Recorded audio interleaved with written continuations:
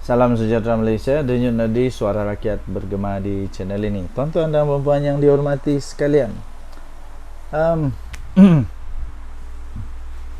apa jadi?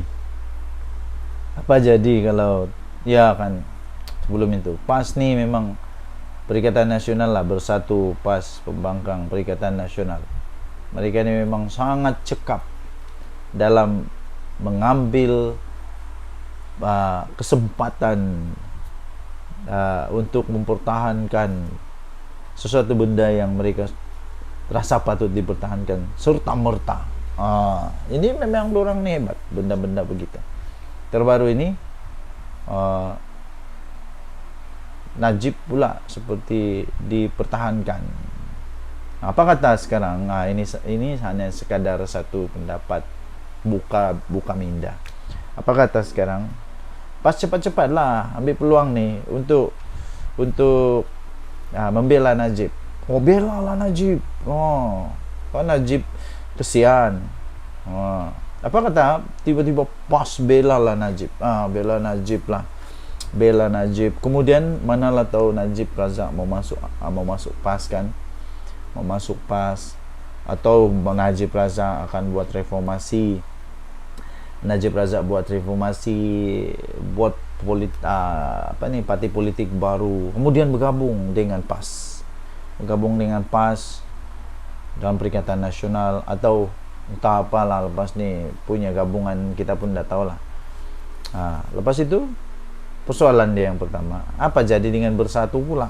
Apa pula jadi dengan bersatu kalau tiba-tiba Najib Razak buat parti baru, bergabung reformasi dengan PAS. Bersatu bagaimana? Habislah Muhyiddin Yassin, tiada lagi harapan. Ataupun benda yang terbalik pula, Najib Razak buat parti baru, buat reformasi, parti apalah, entah apa-apa punya parti lah, buatlah parti baru kah, terus tu bergabung dengan bersatu di dalam satu penggabungan baru yang entah saya pun tak tahu. Lepas tu bila sudah bergabung, persoalan yang seterusnya ialah apa pula jadi pada PAS?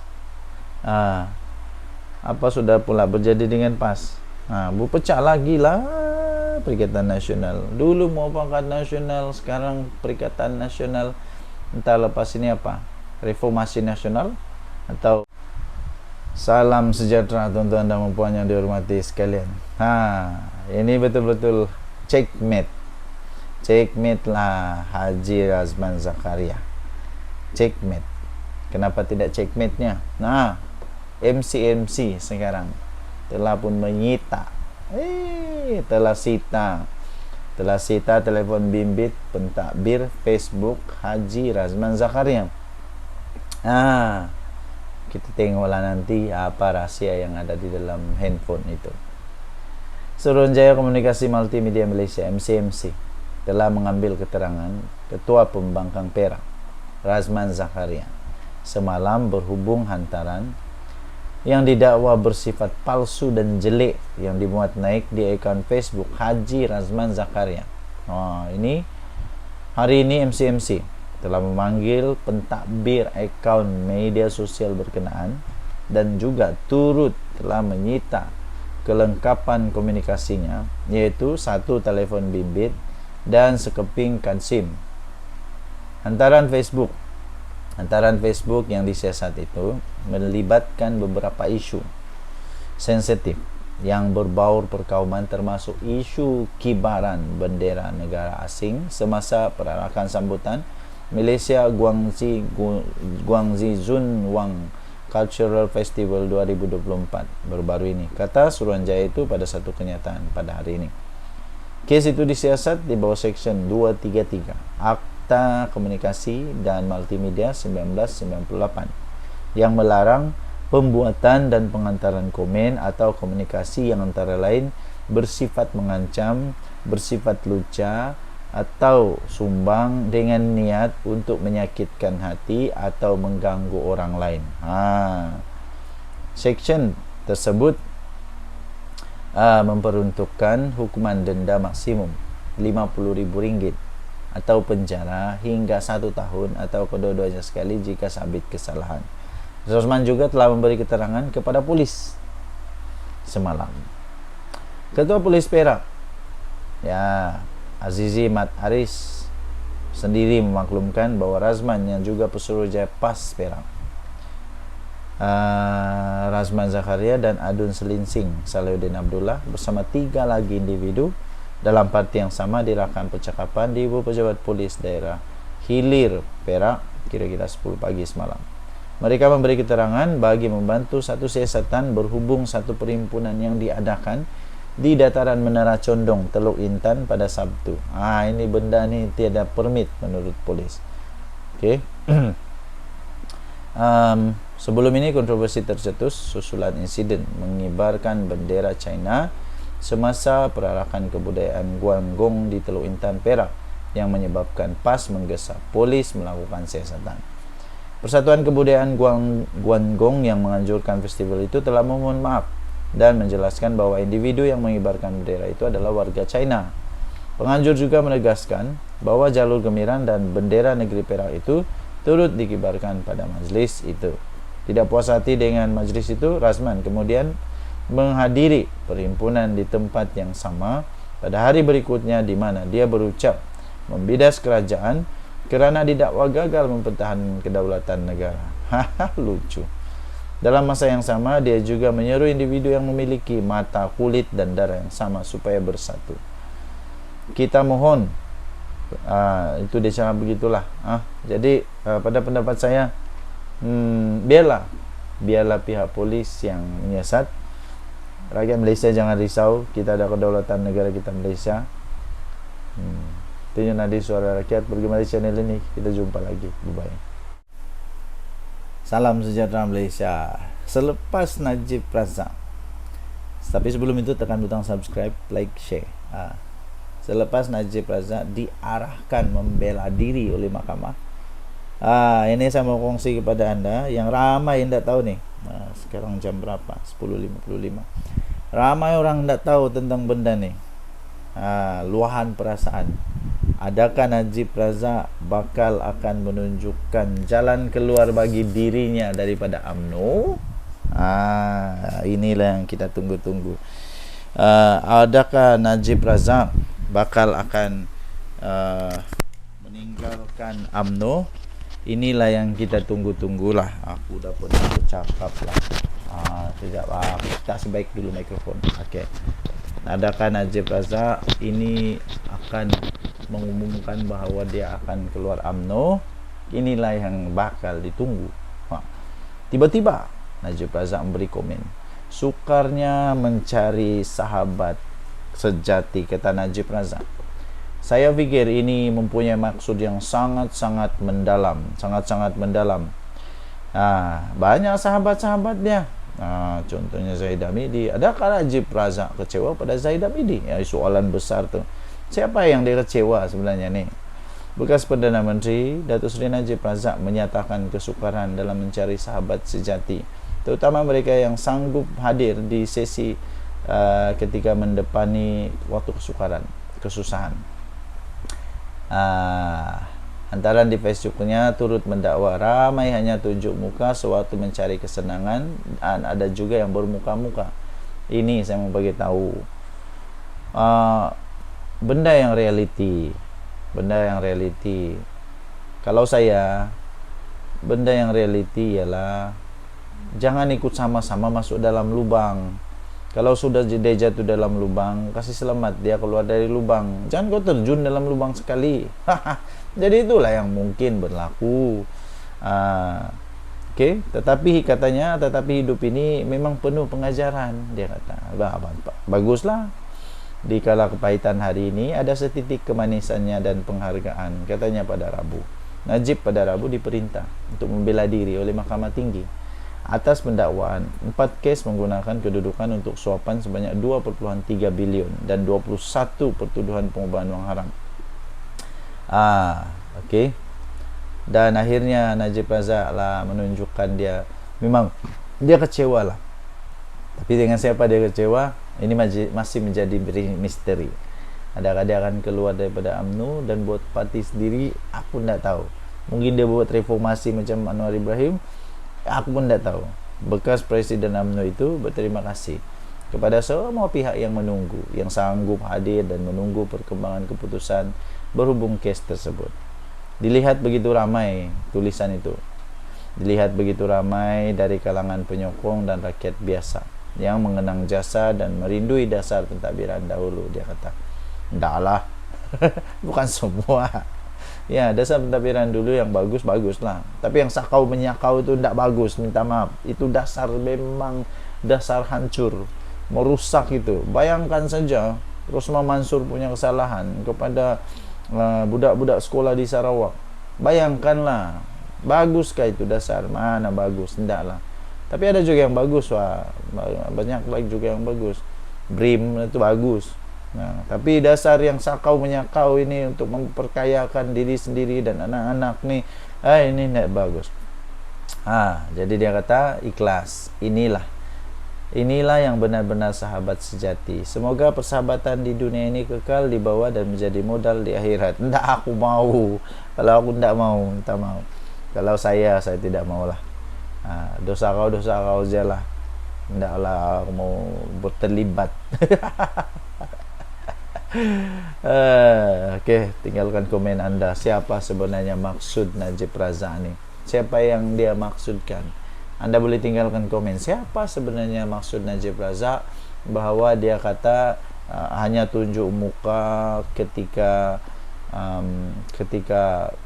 hanya tunjuk muka ketika senang, hanya tunjuk muka bila apa, tapi bukan sahabat sejati. Siapalah yang suka bermuka-muka ni? Siapalah yang hanya hadir? Kesian juga Najib Razak. Apa itu, hanya tunjuk muka sewaktu mencari kesenangan. Dan ada juga yang bermuka-muka, dia kata. Siapalah ini? Siapalah? Kita tunggulah nanti. Jangan Nadi Suara Rakyat bergema di channel ini. Bye-bye. Salam sejahtera Malaysia. Denyut Nadi Suara Rakyat bergema di channel ini. Alamak, aku lupa mikrofon ni. Letak mikrofon dulu. Sekejap. Sabar kamu. Kita letak mikrofon dulu. Okey. Kasih baik-baik dulu mikrofon supaya kamu boleh dengar. Kalau mikrofon tiada, nanti tidak jelas dengar kan. Okey. Sudah bunuh mikrofon. Inilah yang benda pelik nih. Ini benda pelik. Kalau tiada Perdana Menteri, bukan main macam apa menyalak mereka. Hebat betul. Tapi bila Perdana Menteri ada buat sesi tanya jawab, semua top 3 pembangkang gaib. Pelik bin ajaib. Apa yang kamu takut sangat dengan Perdana Menteri? Apa yang kamu takut sangat dengan Datuk Seri Anwar Ibrahim? Kenapa takut sangat? Bila Perdana Menteri mau buka sesi soal jawab, tiga-tiga walaun ni hilang. Tiga-tiga walaun hilang. Bagaimana? Setiap kali pun macam begini terjadi. Selalulah jadi begini. Top 3 pembangkang gaib ketika sesi PMQT. Kelibat 3 top 10. Kelibat top 3 pembangkang termasuk ketuanya Datuk Seri Hamzah Zainuddin tiada dalam sesi waktu pertanyaan-pertanyaan Perdana Menteri PMQT di Dewan Rakyat. Pagi tadi ini 29 Oktober punya cerita. Ini ketua pembangkang tiada. Aduh. Inilah masalah ni. Inilah masalah. Bila PMQT punya bahagian semua gaib. Tapi waktu PM tiada, bukan main menyalak lagi. 2 lagi wakil rakyat pembangkang Perikatan Nasional PN yang gaib di Parlimen. Hari ini adalah ahli Parlimen Marang, Tan Sri Hadi Awang, Abdul Hadi Awang dan Tan Sri Mahyadin Yassin. Kamu pergi mana? Yang paling heran, 3-3 serentak tiada. Heran juga aku. Heran juga. 3-3 tiada. Kalau Hadi Awang tiada, 2 lagi ada, okey. Kalau Hamzah Zainuddin ada, lepas tu 2 lagi tiada pun masih okey. At least adalah wakil adalah wakil suara besar daripada pembangkang. Ini waktu PMQT semua tiga-tiga ni tiada. Lepas tu nanti waktu PM tiada, bukan main lagi dorang cakap benda yang mereka tidak dengar. Kedua-dua mereka masing-masing presiden PAS, presiden bersatu. Semakan Harapan Daily mendapati Abdul Hadi Awang bahkan tidak menghadiri mesyuarat ketiga, panggal ketiga Parlimen ke-15 kali ini pada 24 dan 28 Oktober. Aduh, entah macam mana dorang boleh jadi ahli parlimen yang bagus begini. Ahli parlimen tu sepatutnya menyuarakan suara di parlimen. Tiada guna suara di luar. Suara di parlimen tu yang penting. Hari ini lebih mengejutkan, hampir semua kerusi utama di bahagian depan blok pembangkang didapati kosong. Kamu pergi mana? Ada mungkin ada kenduri. Tidak tahulah. Rata-rata menyifatkan pembangkang gagal memanfaatkan peluang bersemuka secara langsung dengan Perdana Menteri semasa sesi PMQT dengan mengangkat suara rakyat. Kamu dibayar gaji, dipilih untuk mengangkat suara rakyat di parlimen, bukan di luar. Apa gunanya di luar? Antaranya pengguna X, Amir Hamzah, dia kata bercita-cita besar mau menjadi pemerintah. Hanya bercita-cita besar, tapi mana? Ada juga berpendapat jika berada di barisan belakang dalam blok pembangkang pastinya malu setiap kali hendak berhujah melawan Perdana Menteri. Mungkin diorang takut mau berhujah dengan Perdana Menteri kot. Mungkin diorang takut. Lepas tu adalah komen lagi, bos-bos aku tak muncul nak lead dalam parlimen, malu. Tapi itulah pembangkang tiada otak. Sikap pemimpin utama pembangkang yang tidak menghadiri sesi PMQT juga dianggap sebagai hanya baling batu sembunyi tangan. Lepas tu banyak lagi lah. Anda boleh baca ni. Saya share kepada anda muka depan dia di Harapan Daily. Harapan Daily 29 Oktober. Harapan Daily 29 Oktober. Tajuk dia Top 3 Pembangkang Gaib ketika sesi PMQT. Tinggalkan komen anda. Dia tadi Suara Rakyat di channel ini. Bye bye. Salam sejahtera Malaysia. Aduh, bila sudah kena saman, janganlah lari. Inilah. Walaun ni suka sangat buat fitnah. Walaun suka sangat buat fitnah sampai bila kena saman tidak muncul pula. Terbaru. Seorang pensyarah gaib tak muncul. Sesi mediasi saman fitnah Hanayo, Pansara kontroversi daripada Universiti Utara Malaysia UUM, Dr. Kamaru Zaman Yusof telah gagal menghadirkan diri pada sesi mediasi dengan Hanayo. Ini membabitkan saman fitnah yang dikemukakan oleh ahli parlimen segambut itu. Hanayo berkata beliau berada di Mahkamah Tinggi Kuala Lumpur bagi sesi berkenaan. Namun apa yang jadi, tuan-tuan dan puan-puan, Kamarul tidak hadir walaupun sebelum ini telah bersetuju mengambil bahagian. Ada pepatah kata, berani kerana benar, takut kerana memang confirm salah. Takut kerana confirm salah. Itulah, sebelum cakap fikir dulu, jangan fitnah. Sudah fitnah, kena saman, dah berani datang mahkamah. Itu lagi pening kepala. Jadi bertobatlah. Jangan duk kata benda yang besar-besar tapi diri sendiri, lidah sendiri tidak boleh dikawal. Itu lebih teruk. Lidah ni perlu dikawal. Sebab lidah ni boleh buat dosa. Dari hati timbul ke lidah. Apa yang di hati itulah di lidah. Mana boleh tanam durian tumbuhnya cempedak? Mana boleh tanam durian tumbuhnya buahnya anggur? Enggak. Jadi apa yang di dalam itu yang di lidah. Itulah dosa. Bertobatlah cepat-cepat. Jangan buat fitnah, ya. Hana berkata beliau berada di Mahkamah Tinggi, tapi Kamarul tidak datang-datang. Hadirannya menyebabkan sesi itu terpaksa diteruskan dalam pembicaraan ditunda pada 25 November nanti. Kalau ada masalah, bagi tahulah mahkamah. Bagi tahu mahkamah yang dah dapat datang ke apakah ini menyusahkan orang betul lah. Sudahlah fitnah. menyusahkan orang. Hadir di Mahkamah Tinggi Kuala Lumpur bersama peguam saya, kata Hanayo, yaitu Sarjit Kaurdio dari Karpal Singh & Co, berkaitan kes fitnah yang difailkan saya terhadap Kamarul Zaman Yusof, kata dia. Bagaimanapun, sesi mediasi tidak dapat diteruskan kerana defendant tidak hadir walaupun telah bersetuju untuk mengambil bahagian. Ketidakhadirannya itu jelas tidak menghiraukan mahkamah dan proses mediasi.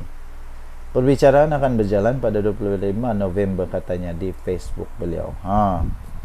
Hanayo yang juga Menteri Belia dan Sukan telah memfailkan saman pada tahun 2022 terhadap 2 hantaran Facebook Kamarul yang dimuat naik pada Mei 2017, di mana ia mendakwa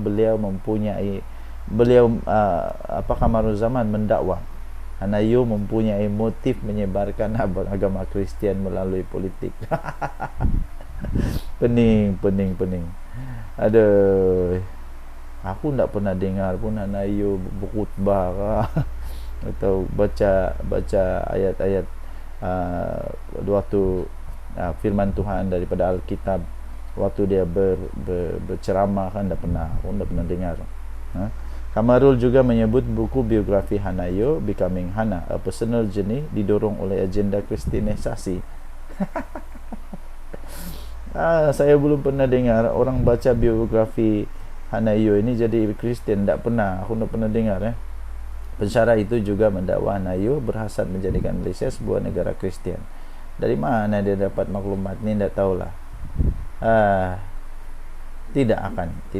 Kita ada perlembagaan yang menjaga kedaulatan agama Islam dan bangsa Melayu, dan yang paling penting raja-raja Melayu.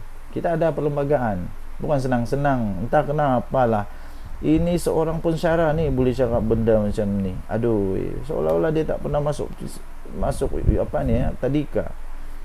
Adakah benda ni dengan mudah boleh jadi macam tu? Tiadalah. Mana ada benda ni boleh mudah gitu. Jangan risau, kita ada perlembagaan. Jadi Kamarul Zaman Yusof, janganlah lari. Sudah kena saman, datang pergi mahkamah. Buat baik-baik. Berjumpa lagi. Bye-bye. Salam sejahtera Malaysia. Denyut nadi suara rakyat bergema di channel ini. Selamat pagi. Saya masih ingat lagi benda lucu apabila Muhyiddin Yassin, apabila Zahid Hamidi pula, Muhyiddin Yassin, Hadi Awang, Dominic Lau tiba-tiba lah bergabung. Lepas tu tiba-tiba memanggil atok yang sudah tua nyanyuk entah apa ni sebagai penasihat. Aku rasa ini benda paling lucu. Kenapa tidak ada lagi ke dalam bersatu dalam Perikatan Nasional yang bagus selain Mahathir ni?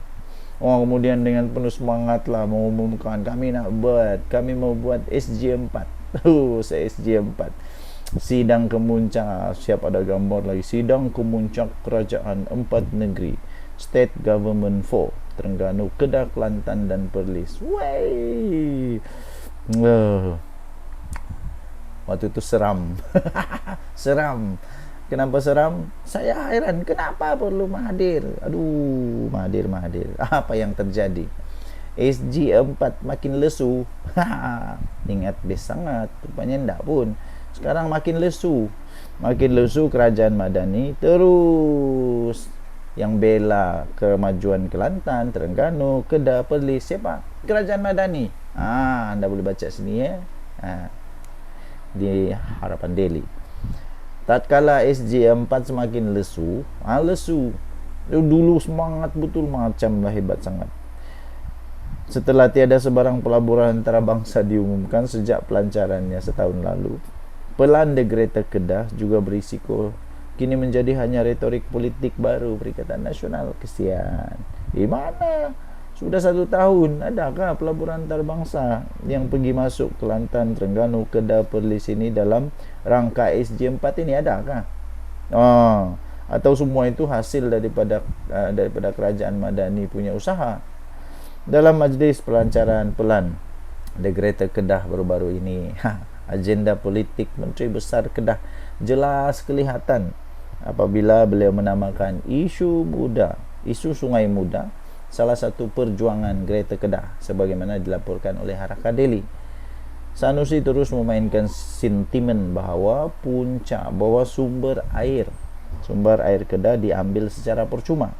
Hakikatnya, Pulau Pinang adalah pemilik bersama Sungai Muda untuk 30 km terakhir sungai itu, dan justru hanya menggunakan sumber air yang melalui di tanahnya berdasarkan prinsip riparian. SJ4 sudah hampir 14 bulan berlalu. 14 bulan, cik. Sejak diumumkan, dan walaupun PN mendakwa komitmen pelaburan sudah diterima daripada Korea Selatan, daripada Jepun lah konon, daripada China lah konon, namun sampai sekarang tiada sebarang nama pelabur diumumkan. Kesian. Jika benarlah pelabur-pelabur ini adakah PN telah mencapai nilai pelaburan tersebut tanpa sebarang bantuan agensi persekutuan seperti MIDA? Nah, ini semangat membuat SJ4 rupanya berharap pada MIDA kah? Itu soalan dia. Hakikatnya tanpa MIDA, negeri seperti Kedah tidak akan menikmati majoriti pelaburan asingnya sekarang. MIDA telah membawa masuk pelaburan berbilion ringgit ke dalam 4 negeri di bawah pentadbiran Perikatan Nasional. Misalnya dalam 6 bulan pertama 2024, pelaburan sebanyak 32 bilion itu telah dibawa masuk ke negeri Kedah. Ini menunjukkan kerajaan Madani tidak mengamalkan sikap pilih kasih dengan menjunjung prinsip federalisme di mana rakyat di 4 negeri ini masih berhak untuk menikmati pembangunan secara seimbang. Bukan itu saja, bahkan dalam Belanjawan 2025 baru-baru ini, Perdana Menteri Datuk Seri Anwar Ibrahim terus mengangkat kebajikan dan kemajuan Perlis, Kelantan, Terengganu, Kedah. Belanjawan 2025 turut menyebut akan mewujudkan perkumpulan ekonomi kluster yang mengikut keistimewaan negeri seperti industri kimia, termasuk khususnya di Pahang dan Terengganu, serta tenaga boleh baharu seperti di Perlis dan di Sabah. Ini mengurangkan jurang ekonomi antara wilayah. Insentif cukai pendapatan pada kadar istimewa turut ditawarkan bagi pelaburan dalam 21 sektor ekonomi di Perlis, seperti di Perlis, Kedah, Kelantan, Terengganu, Sabah dan Sarawak tertakluk pada keberhasilan limpahan ekonomi. Walaupun PN cuba untuk menyemai benih anti federalisme menerusi retorik SJ4, kerajaan Madani terus mencari jalan menambah baik sosioekonomi Perlis, Kedah, Terengganu dan Kelantan tanpa mengira agenda politik. Inilah prinsip keadilan yang dituntut oleh Islam, katanya. Pelaksanaan mengatasi kata-kata. Janganlah jadi tin kosong tapi bising, makin kosong makin bising. Itu tiada guna. Buat. Okey. So kita jumpa lagi. Tinggalkan komen. Bye-bye. Salam sejahtera Malaysia. Selamat pagi tuan-tuan dan puan yang dihormati sekalian. Sekali lagi saya ingin ucapkan Happy Deepavali. Tuan-tuan dan puan, ini tanda awal. Kehancuran. Bolehkah kita jawab kehancuran? Ini tanda awal. Ini tanda-tanda awal. Bersatu ni memang tak bersatu pun. Tak bersatu pun. Buktinya Armada Bersatu tiba-tiba bantah keputusan pemilihan. Dibantah. Ini bantah-membantah ni hanya terjadi bila benda sudah tidak betul. Benda yang betul tidak akan dibantah. Tapi benda yang tidak betul mesti dibantah. 100% dibantah, 200% dibantah, sah dibantah. Benda yang tidak betul sah dibantah. Dan bantah-membantah ni selalunya menunjukkan tanda awal, bau-bau hangit. Ini keputusan pemilihan dibantah. Kenapa? Ada apa masalah dengan keputusannya Muhyiddin Yassin? Kesianlah parti Bersatu ni. Sudahlah tidak kuat. Sudahlah hanya hanya berharap kepada PAS. Pemilihan dia sendiri pun dibantah oleh orang sendiri. Ini tak payahlah cakap orang luar. Tidak payah cakap orang luar. Orang sendiri pun membantah. Ini Armada Bersatu menyatakan bantahan terhadap keputusan pemilihan sayap itu yang diumumkan oleh Jawatan Kuasa Pemilihan Parti pada Selasa. Apa yang jadi? Apa yang jadi? Rupanya dalam pemilihan parti pun ada masalah. Penolong setiausahanya Muhammad Faiz Rahmat berkata pengumuman itu mengundang tanda tanya bukan saja daripada perwakilan Armada tapi juga daripada ahli Bersatu di seluruh dan seluruh rakyat di negara ini. Seluruh rakyat? Tidaklah, saya dah kisah pun. Bukan seluruh rakyat dah kisah pun aku. Kamu bercakar, kamu bertarik rambut kah, tak kisah pun ni seluruh. Menurut beliau, JPP perlu menjawab beberapa persoalan, antaranya mengenai proses pemilihan. Sama ada ia dijalankan secara telus atau terdapat sebarang rancangan atau campur tangan individu tertentu yang mempunyai agenda pribadi bagi menentukan sebarang keputusan. Habislah. Muhyiddin Yassin sila jawab benda ni. Muhyiddin Yassin tolong jawab. Hal ini dibangkitkan kerana lebih 4,700 undi telah dibuat oleh perwakilan yang ingin memilih saf kepimpinan Armada Bersatu dengan adil dan terbuka. Mengapakah proses dan tata cara pemilihan kali ini dilihat tidak dibuat dengan baik dan teratur? Dia kata. Silap-silap ROS kena masuk campur ni. Sudahlah, selepas ini memang ada masalah dengan ROS yang dibangkitkan lah. Dulu itu pasal perlembagaan, ada orang bangkitkan tentang perlembagaan. Ini kali tentang pemilihan ini pun bersangkut dengan perlembagaan juga agaknya. Jadi bagaimana tu? Pening. Jadi bagi anda yang ingin masuk Bersatu, pertimbangkan semula lah kot lah. Tapi kalau mau masuk silakan, tiada masalah. Kasi kuat-kuat Bersatu, kesian Bersatu tidak kuatkan sekarang, hanya berharap pada PAS saja. Yang banyak cakap susahlah. Beliau memberitahu kenyataan media dibuat oleh pengurusi JPP pada 20 Oktober lalu hanya memberi ruang bantahan dibuka sehingga jam 10 pagi. Yang Isnin dianggap satu proses yang tidak teratur dan di luar kebiasaan kerana bantahan sepatutnya dilakukan selepas pengumuman dibuat. Apakah perkara yang ingin dibantah jika jumlah undi, pemenang dan lain-lain hal berkaitan proses pengundian belum diketahui secara umum? Betul juga, logik juga. Apa yang mau dibantah kalau belum ada keputusan? Yang mau dibantah selepas ada keputusan baru kita tahu mau dibantah. Pelik bin ajaib. Apalah bos-bos Bersatu ni takut. Apakah terdapat sebarang kebocoran maklumat yang telah berlaku daripada pihak JPP kepada mana-mana pihak calon soal beliau? Jadi tinggalkan komen anda. Apa pendapat anda dengan benda ini? Kita jumpa lagi. Bye-bye. Selamat pagi tuan-tuan dan puan-puan. Belum habis satu lagi. Belum habis satu lagi. Belum habis lagi kes-kes mahkamah, orang-orang PAS, orang-orang dalam Perikatan Nasional, muncul lagi benda baru. Tiba-tibalah seorang pemimpin besar di dalam Perikatan Nasional ni berhimpun tanpa permit. Berhimpun tanpa permit. Disahkan 2 adun PAS, disahkan dipanggil oleh polis. Kalau mau buat bantahan, pakailah otak sikit. Kamu tu pemimpin besar, ada otak, bijak, pandai. Pakailah cara yang betul.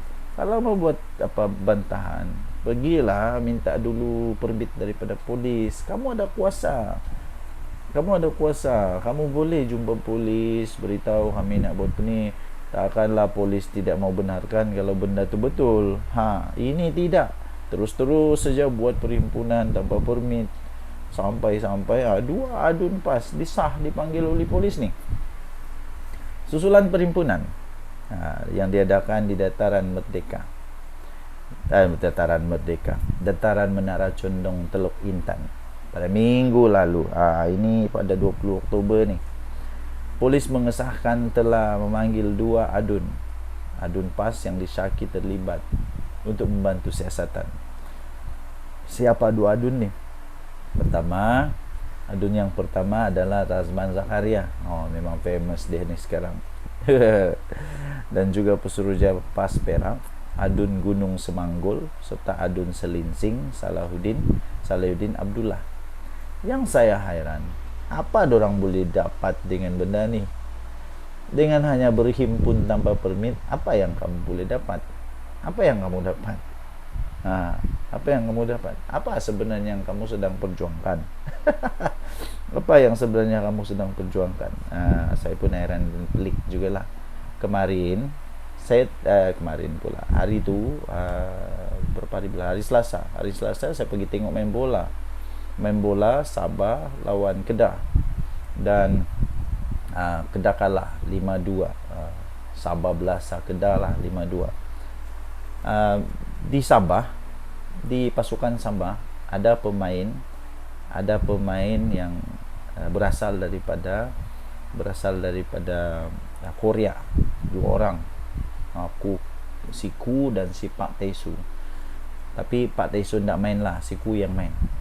Kamu tahu apa? Di sebelah saya, lebih kurang dalam 10 orang jaraknya tempat duduk saya, ada orang Korea bawa bendera Korea. Ada orang Korea bawa bendera Korea. Mereka pasang buka bendera Korea tu, lepas tu teriak ku. Lepas tu entah apa diorang cakap bahasa Korea lah. Mereka sokong pemain Korea yang berada di Sabah. Tapi apa yang saya ingin katakan ialah saya tidak rasa apa-apa pun. Yang saya rasa seronok lah, sebab diorang sokong diorang punya apa. Dan biasa benda tu berlaku. Waktu kita sukan Olimpik ke, sukan SEA ke, kita di negara orang, kita bawa juga bendera. Okey. Tapi betul lah apa yang dilakukan oleh pelancong China itu, memang diorang tak tahu. Mungkin diorang tak tahu undang-undang negara kita. Mungkin diorang tak tahu. Jadi bila sudah diorang tahu, mungkin diorang tidak akan buat lagi lah. Mungkin diorang tidak buat lagi. Tapi yang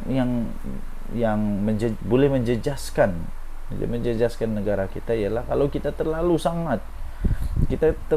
ekstrim sangat. Nanti bila mereka bawa benda ni, atau benda ni sudah tersebar sampai negara China, macam mana nanti kalau itu boleh menjejaskan hubungan ekonomi di antara China dan Malaysia? Itu susah. Nanti pelabur nak mau datang lagi, susah juga kan. Jadi sama juga, kalaulah saya marah, tiba-tiba saya marah, bendera Korea tu jangan bawa di sini. Last orang Korea tidak mau datang Sabah sudah. Jadi begitulah. Jadi poin kita di sini ialah adun-adun ni bijak. Mereka bijak semua. Jadi patut minta permit lah. Janganlah buat benda yang tidak permit. Bila sudah kena siasat, salahkan polis, salahkan Anwar, salahkan Madani, macam-macam salahkan. Sedangkan yang salahnya saya anda tahulah. Ini disahkan oleh Ketua Polis Perak, Datuk Azizi Mat Aris, berkata selain mereka terdapat 3 lagi individu yang difahamkan dari parti itu telah dirakam percakapan di Ibu Pejabat Polis Daerah Hilir Perak semalam. Okey, so apa komen anda? Ini berdasarkan kesalahan kes disiasat bawah Seksyen 9-1 Akta Himpunan Aman 2012 kerana berhimpun selain berucap tanpa kebenaran, katanya dalam satu sidang video secara media petang tadi. Okey. Terdahulu perhimpunan mengibarkan jalur gemilang itu diadakan sebagai reaksi kepada sekumpulan pelancong China yang mengibarkan bendera negara mereka di sini. Setakat ini, kata Azizi, 8 laporan polis diterima pihaknya berhubung himpunan tersebut. Selain kertas siasatan akan dirujuk kepada Ketua Jabatan Siasatan Jenayah Perak untuk tindakan lanjut. Kita jumpa lagi. Tinggalkan komen anda. Bye. Salam sejahtera Malaysia. Denyut nadi suara rakyat bergema di channel ini. Okey, tuan-tuan dan puan yang dihormati sekalian, selamat pagi. Apa kabar? Okey, tuan-tuan dan puan yang dihormati sekalian, kita semua sudah tahu, rata-rata seluruh rakyat Malaysia sudah tahulah apa yang terjadi pada Datuk Seri Najib Tun Razak, bekas Perdana Menteri Malaysia yang telah pun disahkan terpaksa membela diri. Semua orang tahu tentang perkara itu, tapi jangan skip video ini kerana saya ingin kongsikan kepada anda rahsia sulit yang ramai rakyat Malaysia tidak tahu, yang mereka hanya tahu Najib kena di mahkamah, tapi ramai yang tidak tahu tentang perkara ini. Rahsia ini ramai yang tidak tahu. Saya ingin kongsikan kepada anda 8 rahsia yang rakyat Malaysia yang tidak tahu tentang Najib dan 1MDB. Ini disebut di mahkamah, dinyatakan oleh Hakim Mahkamah Tinggi. 8 perkara. Yang pertama, ramai yang tidak tahu perkara ni. Kenapa Najib kalah? Yang pertama, kerana tertuduh, iaitu Najib Razak, mempunyai kawalan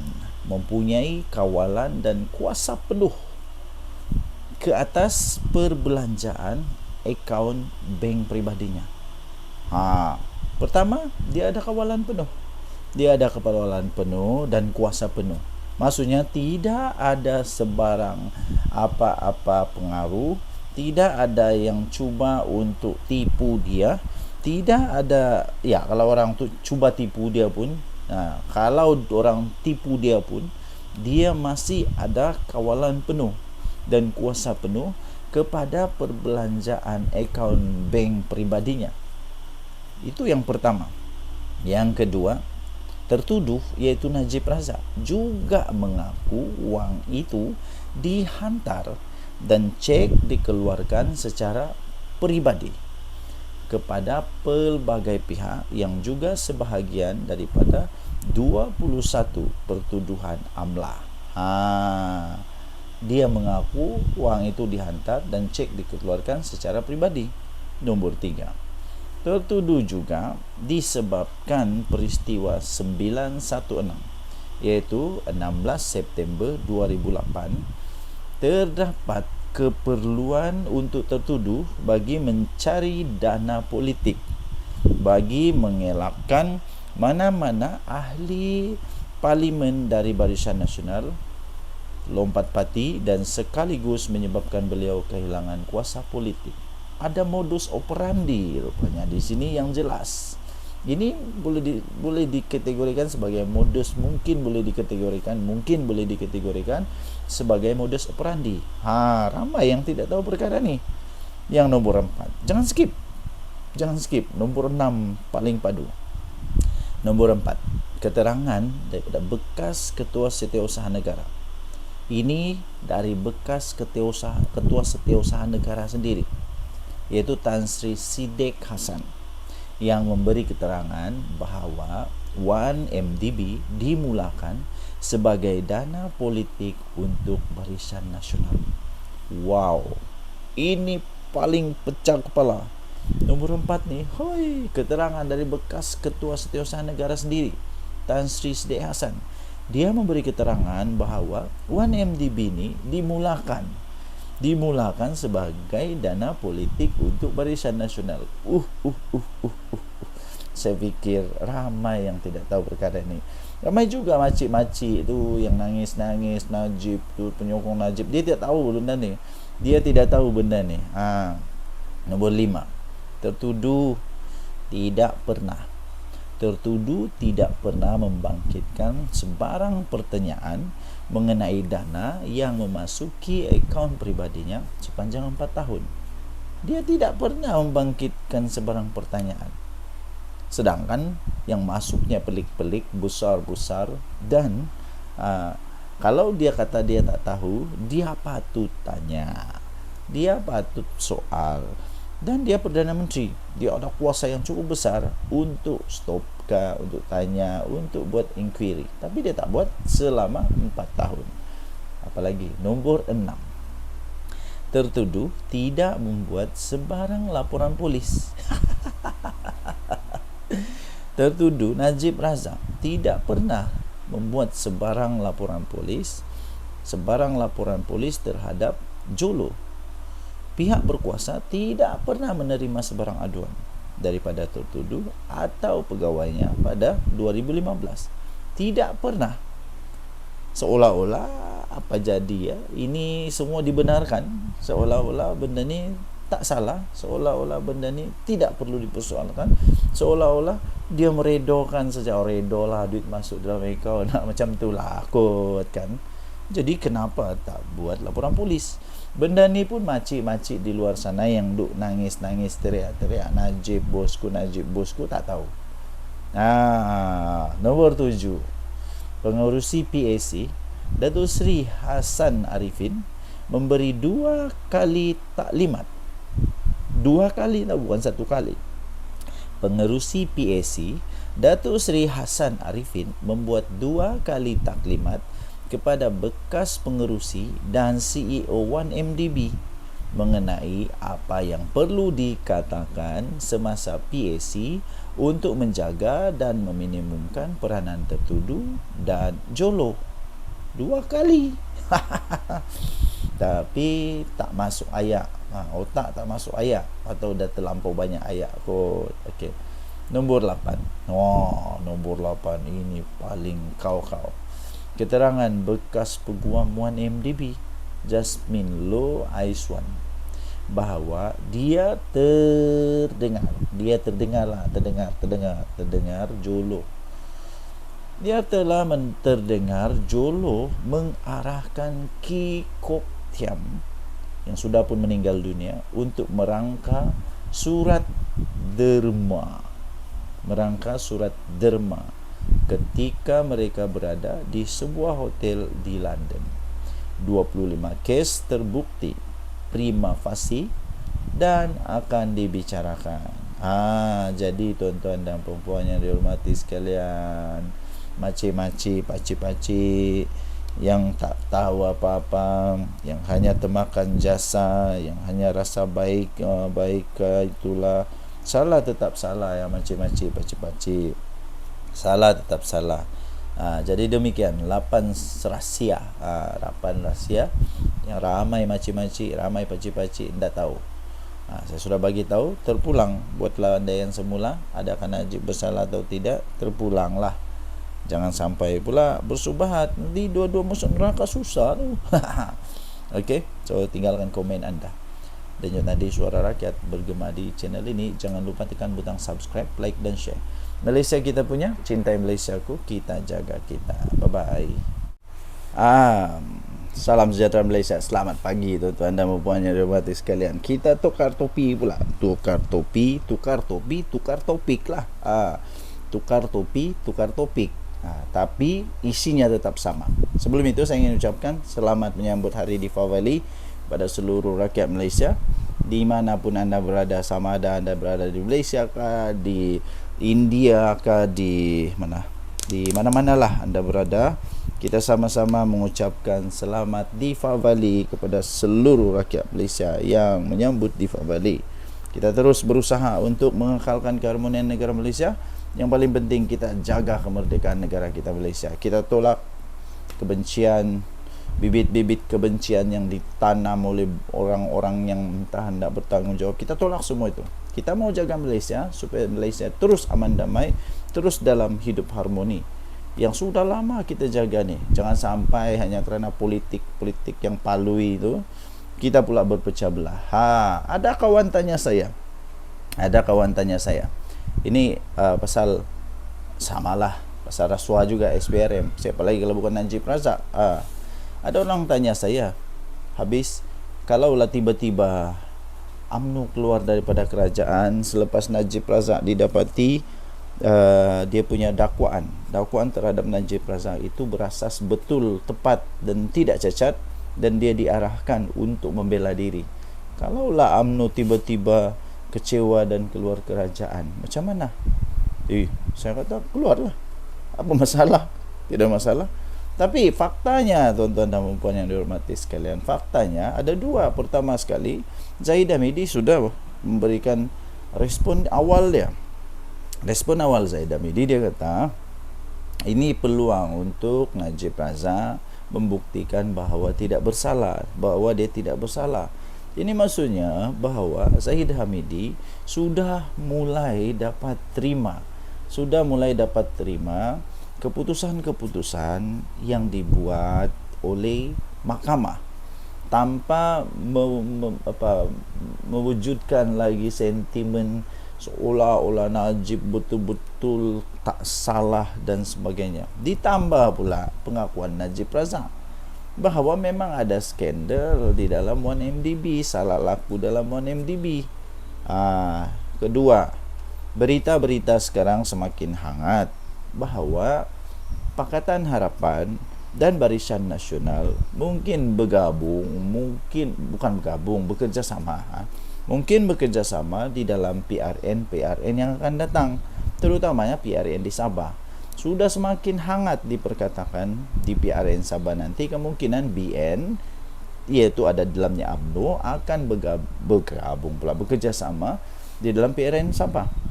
Ini menunjukkan bahawa tidak ada kemungkinan untuk UMNO keluar daripada Madani. Tak ada. Jadi orang-orang yang nak sangat tengok UMNO keluar dari Madani itu anda silap, ya, anda silap. Walaupun ya adalah bising-bising tentang DAP dengan UMNO, saling bertukar-tukar pendapat dan sebagainya, memang ada. Tetapi untuk mereka keluar daripada kerajaan Madani itu satu tindakan yang langsung tak betul. Langsung tak betul dan tidak ada pun kelebihan untuk mereka. Yang ada ialah ini akan mendatangkan kerugian lebih besar kepada UMNO. Ada apa dengan UMNO lagi kalau mereka keluar daripada kerajaan Madani? Ada apa dengan UMNO kalau mereka keluar daripada kerajaan Madani? Jadi jawapan saya mudah. Kepada anda yang bertanya, adakah UMNO akan keluar daripada kerajaan? Jawapan saya pendek, mudah, jelas. Tidak. UMNO tak akan keluar daripada kerajaan Madani. Pertama, dia tidak ada modus operandi untuk keluar. Kedua, tidak ada hasil untuk dia keluar. Keempat, apa faedah dia kalau dia keluar? Kelima, kalau dia keluar, dia akan lingkup. Keenam, kalau dia keluar, dia tak ada apa-apa dah. Ketujuh, Zahid Hamidi tidak akan keluar. Sebab UMNO belum kuat lagi sekarang. Kalau diorang keluar, memang saya boleh jamin mungkin 50-50 lah. Bukan jamin, tak juga jamin, tapi memang tak ada harapan. Silap-silap terus berkubur UMNO ni kalau dia keluar daripada Madani. Apapun itu pendapat saya, tinggalkan komen anda. Denyut Nadi Suara Rakyat bergema di channel ini. Jangan lupa tekan butang subscribe, like dan share. Malaysia kita punya, cintai Malaysia, kita jaga kita. Bye-bye. Salam sejahtera Malaysia. Vanakkam. Selamat menyambut Hari Deepavali kepada seluruh rakyat Malaysia. Hari ini hari yang cukup besar untuk negara Malaysia. Bagi kita, negara berbilang kaum dan bangsa serta agama di negara Malaysia, kita selalu saja celebrate rakan-rakan yang celebrate agama atau kebudayaan atau tradisi masing-masing. Jadi hari ini kita celebrate Happy Deepavali. Selamat menyambut Hari Deepavali kepada seluruh rakyat Malaysia daripada channel ini. Okay, so kita teruskan menjaga keharmonian negara kita, kita teruskan menjaga kesatuan negara kita, kita saling menghormati, toleransi, elakkan fitnah dan tabur kebencian dan sebagainya. Okey, so kita ucap tahniah kepada negara Malaysia yang dapat mempertahankan apa yang kita sudah pertahankan selama ini, ya. Jadi kita tolak semua hasad benci, hasad dengki, hasad fitnah. Kita tolak semua ajaran-ajaran yang mencuba untuk menyemai kebencian dalam negara Malaysia. Kita tolak semua itu dan kita sama-sama membentuk negara Malaysia yang cukup harmoni. Saya fikir semua agama mengajarkan bahawa kita perlu untuk hidup dalam komuniti yang harmoni. Okey. Pertama sekali, saya ingin berkongsi satu tangkapan terbaru daripada SPRM. Sebab inilah negara Malaysia sekarang semakin maju kerana rasuah sudah semakin dapat dibenteras. Ini berbeza daripada pemerintah sebelum ni yang saya pun tidak tahu apa diorang buat di office. Saya pun tidak tahu apa diorang buat dengan diorang punya kementerian dan sebagainya. Sampai hanya Anwar Ibrahim jadi Perdana Menteri baru, semua ini keluar, semua ini berani dibuat, semua ini tidak lagi berkompromi dengan semua perasuah-perasuah, penyakau, pencuri wang negara kita Malaysia. Terbaru, patutlah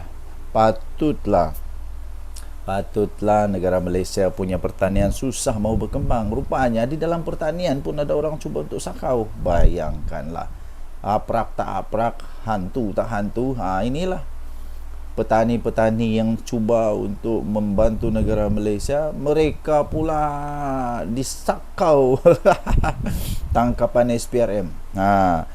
Tangkapan SPRM ini bakal mendedahkan skandal kenapa hasil padi petani tidak seberapa. Tangkapan oleh SPRM terhadap seorang eksekutif pemasaran kepada sebuah syarikat. Ini pelik. Sebuah syarikat yang sudah dormant. Kamu tahu apa dormant? Sudah tidak berfungsi, sudah tidak ada lagi, sudah tidak lagi beroperasi. Itu dormant.